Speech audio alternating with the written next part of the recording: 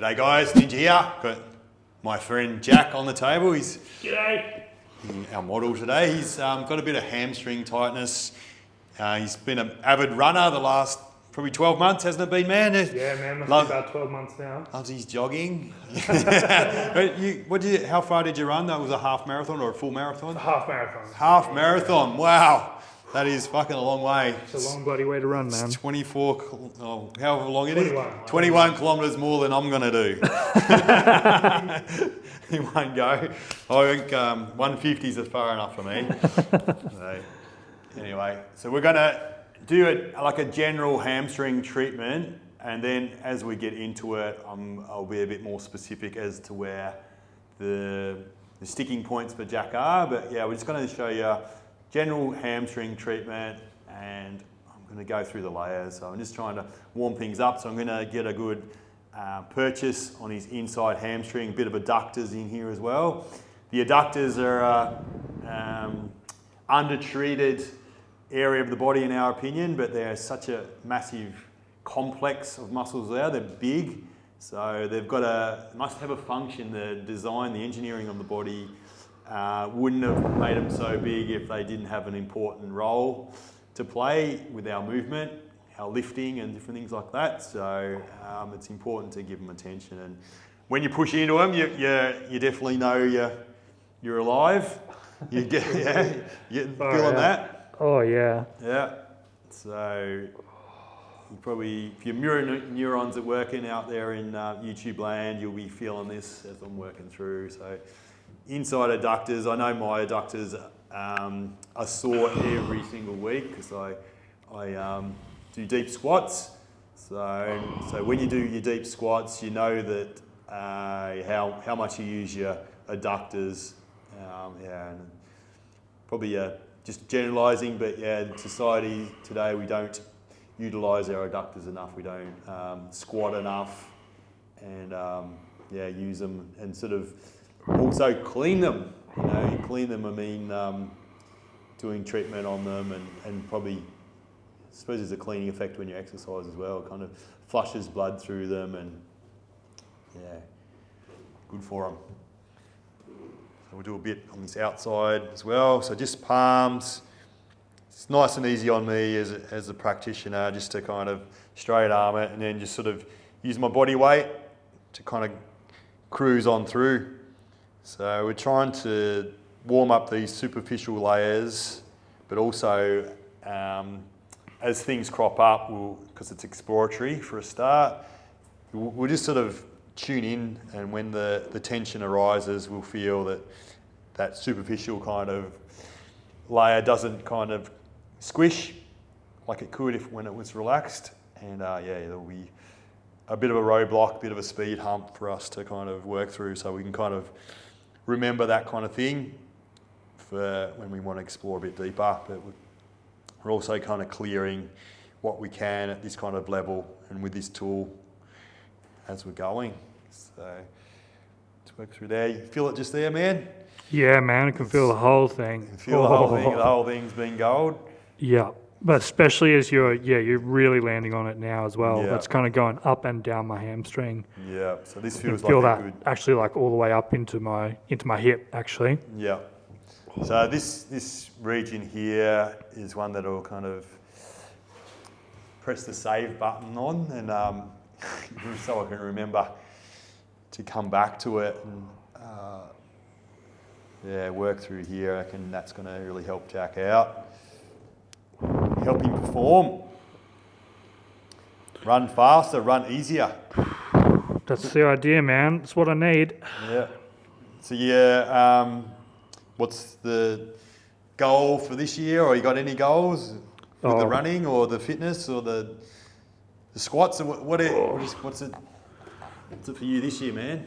Well, in terms of my physical health, I want to get into really good shape for starters. I've got a bit of a plan with that, so I've got working my way through the fundamentals of fitness, and then I'll go into the advanced training program that you guys put together. It's been awesome so far. Obviously, taking a little break with the old holiday season, but I'll be smashing that out for the rest of the year. That's kind of my main battle plan, getting back into the lift club Monday nights with Das. Yep. And then I'm going to be running a few times a week as well. Yep. Going to try and get two more half marathons under my belt this year. Yeah. Going into, I know Shawnee is doing the full marathon for the Great Ocean Road. Oh, really? And I'm going to be doing the half at the same one. So Yeah. When's that? What's the date? it's 18th, 19th of May. Okay. So we're in January right now. So Good 2024 good 4 months away. to prep. Yeah, heaps of time. Yeah. Should be able to absolutely fly through it. Yeah. So it's all about getting K's in the legs, isn't it? Getting K's in legs and keeping your recovery good as well, man. Like you can't run if your your hamstrings or your calves are seizing up every like couple of kilometers or anything like that. There's nothing worse than getting to race day and getting like a couple of K's from the finish line and falling over with a calf cramp. Like it's all seen it happen to heaps of people. It fucking sucks. Yeah. So the pumps have got to be clean. Yeah. Oh, 100%. The calves are a pump, aren't they? They've got to pump the blood, it's being utilised down that area back up. So they're a pump. So if they're kind of not conditioned, the pump gets clogged up and says, nah, we've had enough of this. That's it, man. Yeah.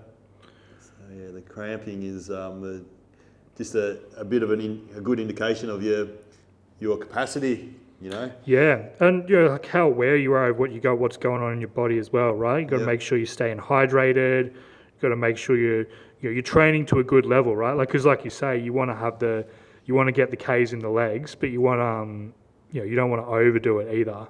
Yeah. You want to make sure that recovery is lining up with the volume that you're doing as well. Yep. Yeah, it's really important to have awareness, isn't it? Oh, huge, man. Absolutely huge. Have a plan. Yeah. Yeah. Oh, 100%, man. It's much easier with a plan. Yeah, you got to have a plan, stick to it, and be consistent. I think it's probably the most important part of health, isn't it? Consistency over complexity.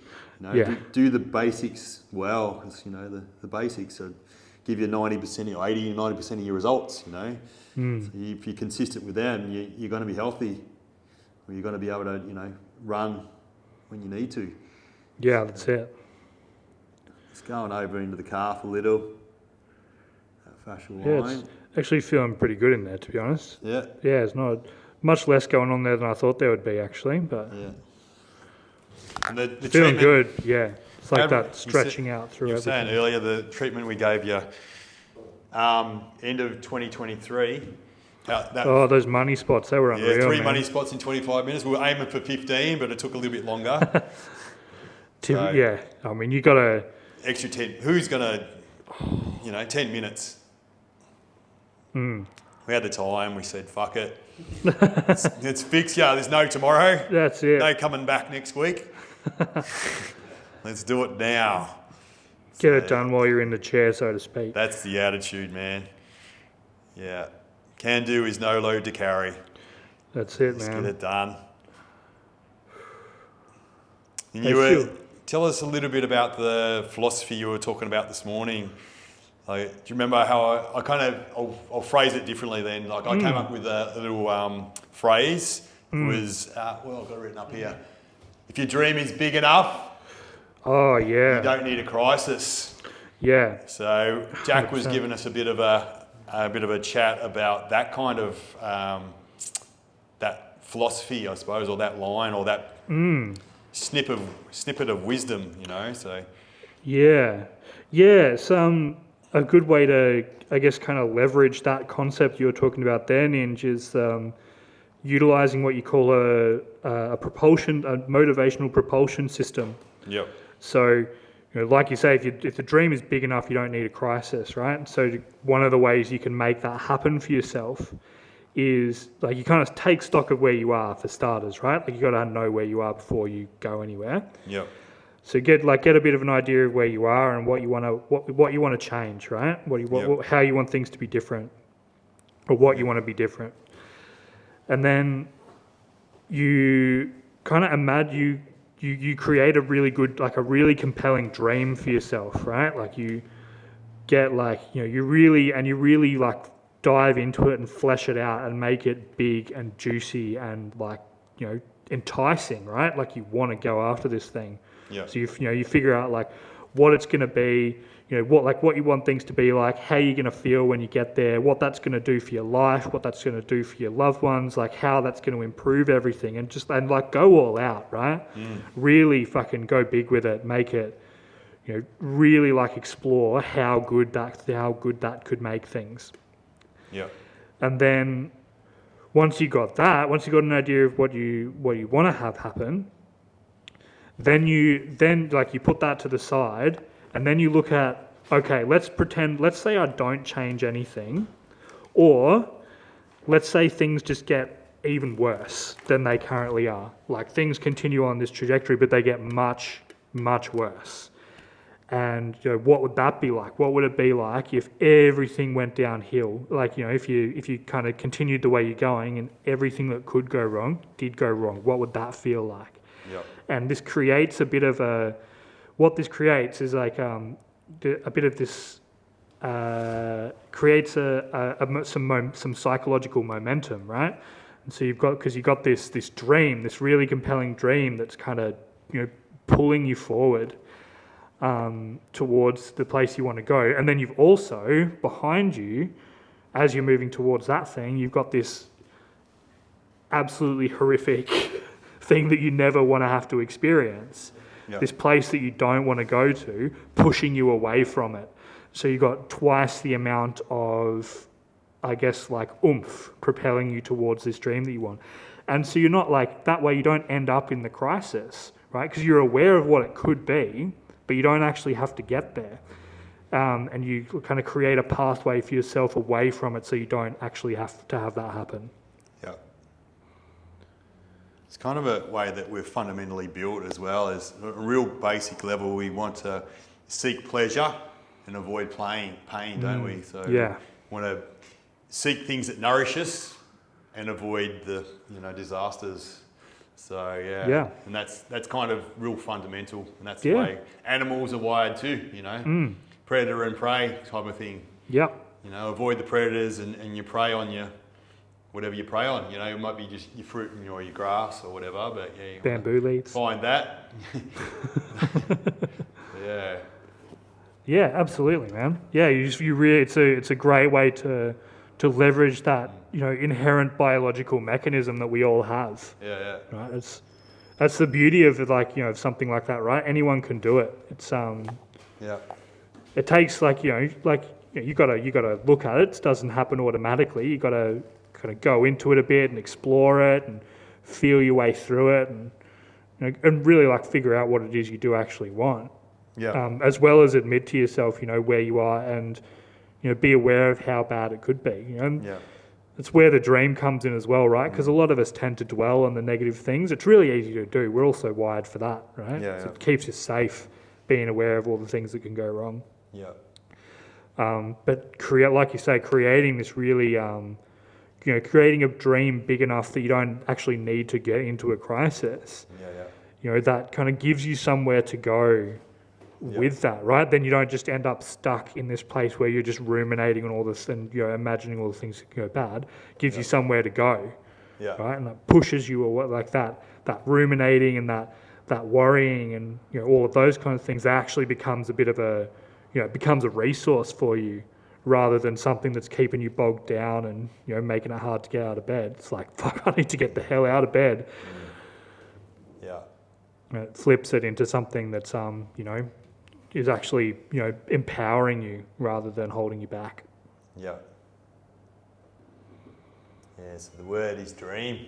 Yeah. I was listening to a Paul Chek podcast, and the way he kind of said that we all kind of got this capacity to dream things up, and the example he used was you got somebody that starts January, New Year's resolution, or it can be any time of year, but they're out of shape. You're 30 kilos overweight or 60 pounds, whatever it is, and you start working out, you start eating better, and then you look at, 12 months, you do the comparison shots, and like you're out of shape on the left, and then on the right hand side you're in shape, you're wearing different clothes, you've got a different haircut, you kept yourself well, but the person has actually dreamt that to become reality, and they didn't miss out the actions that were required to get that to happen, but they would have dreamt what it looked like and what it felt like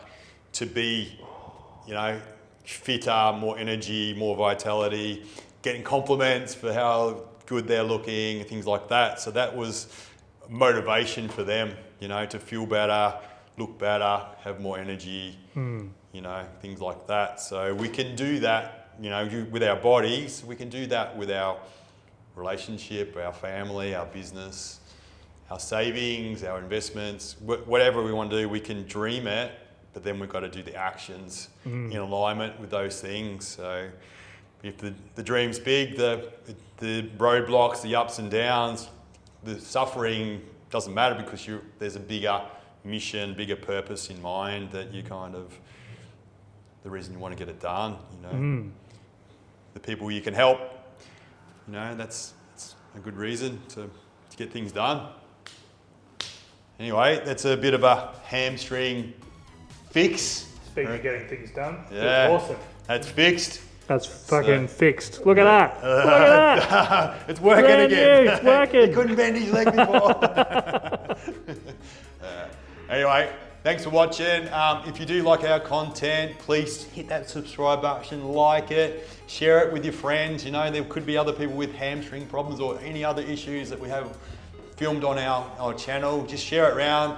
Helps the people out, but it helps us out as well to kind of get our message out to the world. That's what we're doing this for. We don't want this unnecessary suffering. We want to keep the art of deep tissue bodywork alive. It is so powerful, it is so good, everyone needs it. Doesn't matter if you got pain or not, you still need some touch, but you need good quality touch. There's a difference. So be a connoisseur, demand the best, and if you're a practitioner, be the best. Be the best for the person that's on the table right now. Thank you. Done.